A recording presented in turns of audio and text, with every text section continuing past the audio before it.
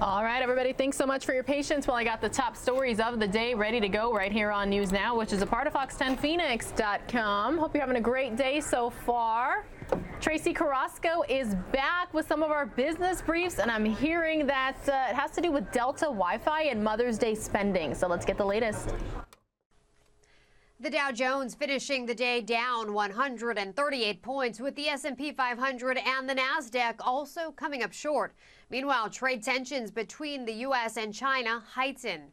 Free Wi-Fi on all Delta flights. That's what the airline is testing later this month. Starting on May 13th, 55 domestic flights per day will offer Wi-Fi for free.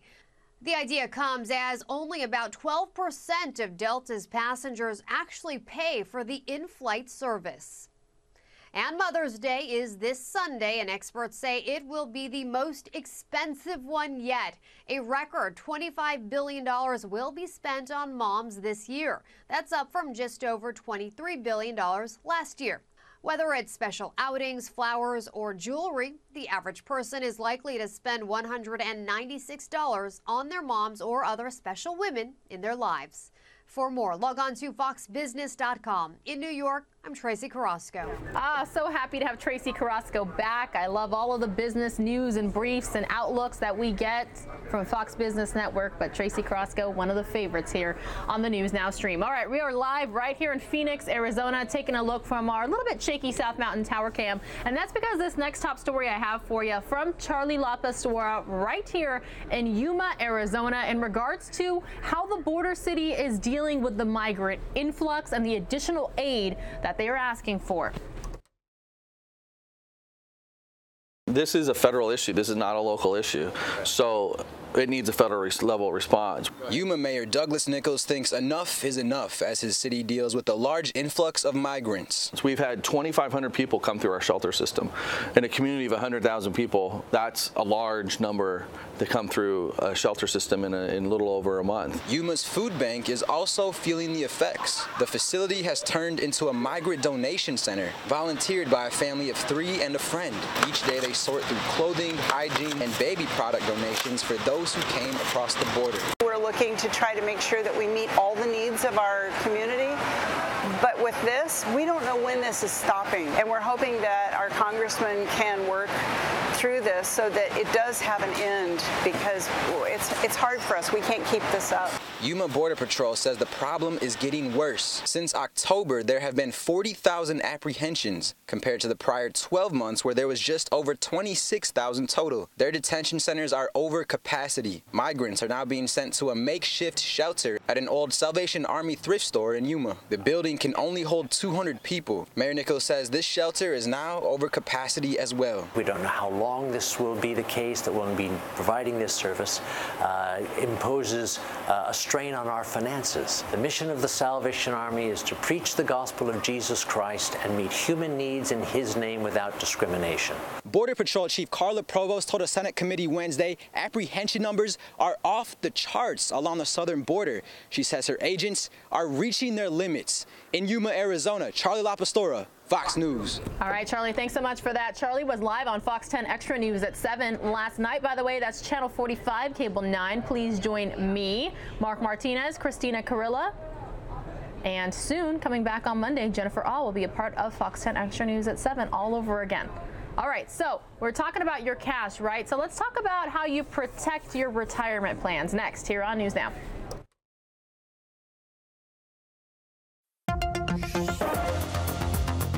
Life can come out of nowhere.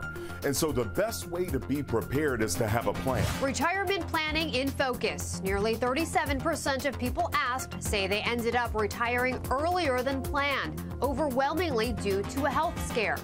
That number from a study by the Center for Retirement Research.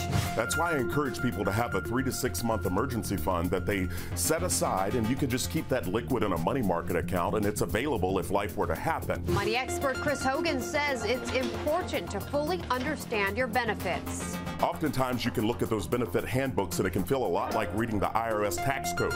So you may want to get connected with an insurance professional to help you understand what resources you have available. If you're forced to retire before you become eligible for Medicare at age 65, you may need to pay very expensive insurance premiums to keep COBRA coverage through your former employer. Insurance coverage is very, very important and helpful to protect ourselves as well as our family.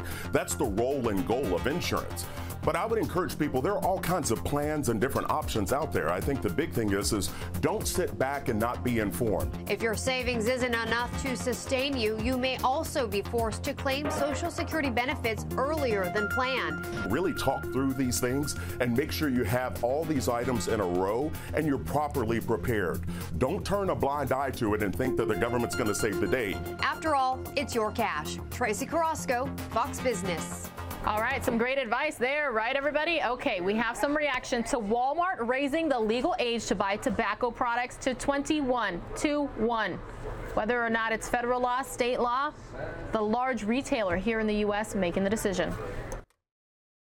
Starting this summer, Walmart will raise the minimum age for purchasing tobacco products to 21. It's a big step in the fight against teen nicotine addiction. I agree with that. Tobacco, it's not good for the health. Kids smoking, it's not good, it's not even good for the environment. The world's largest retailer said today that it's also phasing out the sales of fruit and dessert-flavored e-cigarettes and vaping products at its 5,000 Walmart and Sam's Club stores. Products that have been shown to be popular among middle and high schoolers. Several states have raised the tobacco age to 21, but here in Florida, it's still 18. I think it's a good thing because I think under age 21, lots of people don't make the right decision, and perhaps other companies might look at it and make some changes also. Last month, drugstore operator Walgreens and Rite Aid announced that they would increase the minimum age for tobacco sales to 21 as well, after the FDA accused them of repeatedly selling to minors. Earlier this year, the FDA threatened to fine a dozen retailers, including Walmart, for illegally selling tobacco products to children younger than 18. I mean, it's safer. Honestly, I think it's safer for the community. Walmart also says it will strengthen disciplinary action for employees who fail to verify shoppers' ages, which could include termination. The changes will take effect July 1st. Heather Gustafson, Fox 35 News. That was interesting. It said Supercenter RE. It's like the theater RE or ER debate there. I don't think I've ever seen a Walmart Supercenter, though, spelled CENTRE. Interesting. Learn something new every day right here on News Now, right?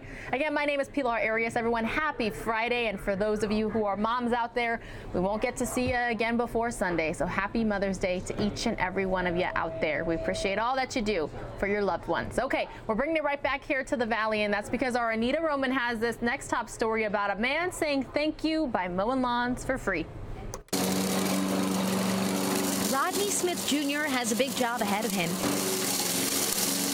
It's not mowing this lawn under the warm Arizona sun. It's the gratitude he gives to veterans and the life lessons he's teaching young men and women. Back in 2015, I came across an elderly man outside mowing his lawn, and it looked like he was struggling, so I pulled over and helped him out. And that night, I decided I'll start mowing free lawn for the elderly, disabled, single moms and veterans in Huntsville, Alabama. The Huntsville, Alabama resident had another idea to challenge kids to do the same. The 50-yard challenge is a challenge that we have issued to kids nationwide and even worldwide to mow 50 free lawns. The kids are rewarded with shirts. Once they mow 50 lawns, they get lunch and new equipment. To date, about 40 kids nationwide have completed this, and currently we have almost 340 kids nationwide. Rodney is leading by example. A few years ago, yet another idea, 50 lawns in 50 states, this time focusing on veterans. Along with me mowing the veterans' lawns, I'm also giving them a letter that I wrote called Dear Hero. I'm also giving them a special Raising My Lawn Care Service t-shirt.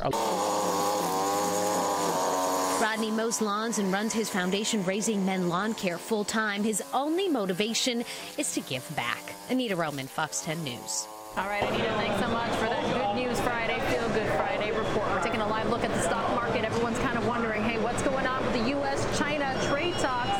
Well, guess who we have here to break it all down for us? Doug Luzader. Are continuing today between Chinese and U.S. trade delegations, but the stakes got a lot higher overnight.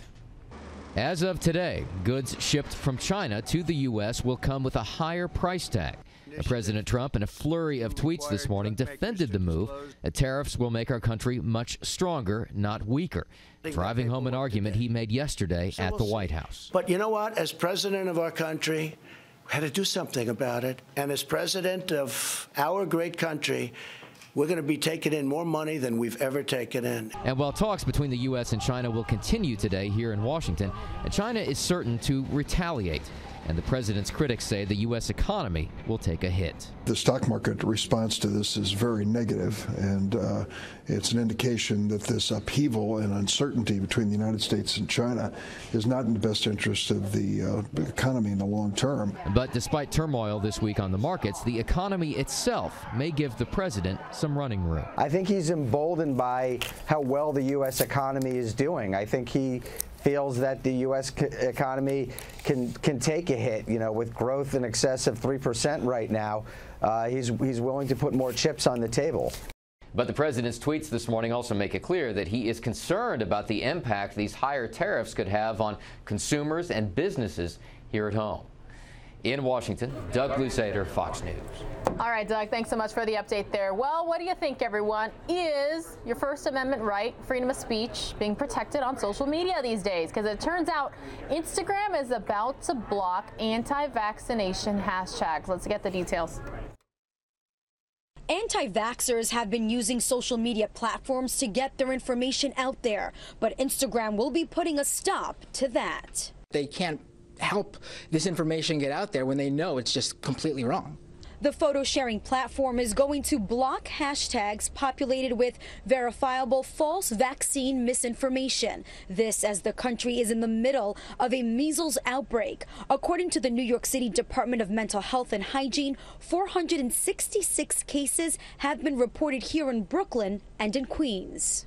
Any sort of content that's borderline, things that, for example, might not be against their terms of service, like it's not illegal, it's not calling for violence, but however, it's stuff that's sort of on the cusp, like conspiracy theories that could spread sort of propaganda or maybe harmful health misinformation. I think it's a great idea. I think cult mentality is very scary as well in the political climate we're living in. So I think a way to suppress that is a good thing. Anti-vaxxing is complete rubbish anyway, so in my opinion, so I don't think we should be endorsing that at all. Matt Binder is a tech reporter at Mashable. He says Instagram won't ban anti-vaxxers from its platform, but what it will do is, for example, block hashtags like #VaccinesKill. Anti-vaxxers can post their content on Instagram and their followers will be able to see it. People who come across their account organically will be able to see it. But Instagram is not going to actively promote those hashtags. They're not going to let people easily find the content being posted under those hashtags. We just have to be careful who decides what's right and what's wrong, because it can be subjective on some cases and objective on other cases. We reached out to Instagram for a comment, but have not heard back. On the Upper East Side, I'm Jessica Formoso, Fox 5 News. All right, that story getting a lot of comments on our YouTube chat. All right, everybody, we are triple boxing right now on News Now. We've got the Dow Jones Industrial, big board on the left-hand side of your screen. Top right-hand side of your screen, that's the United States Capitol. Bottom right-hand side of your screen, that is the White House, where we're hearing that President Trump will be honoring military moms at 1:15 Arizona time, so we still have about an hour to go. But when and if we get that live picture, we'll bring it to you right here. Again, thanks so much for watching. Please like, share, subscribe. Let your friends, your family, your coworkers, your neighbors, everybody you know about us. That way you got something to talk about when you see them all, right? Hey, did you see blank on News Now? That car chase? Did you see that fire? Did you see that political rally? You never know what you're going to have right here. We bring you the live feeds when we get them. All right, everybody. More News Now is just moments away.